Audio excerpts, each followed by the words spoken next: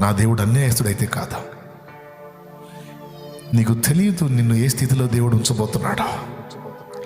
నీకు తెలియదు నిన్ను దేవుడు ఏ విధంగా నిలబెట్టబోతున్నాడా. అది జరిగిన నాడు నీకు అర్థమైంది నేను చెప్పింది ఏందో.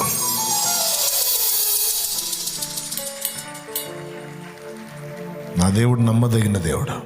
లే, విశ్వాసంతో లే. విశ్వాసం గలదానివే లే, విశ్వాసం గలవాడవే లే. భయపడద్దు, బాధపడద్దు, కృంగిపోవద్దు.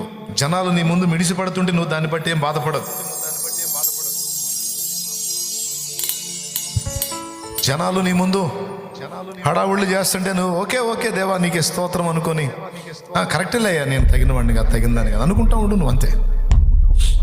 నిన్ను చూసి మిడిసిపడేవాడు పడని వదిలేసాను, సంతోషంగా చిరునవ్వుతో తిరిగాను. దిగులు పడద్దు.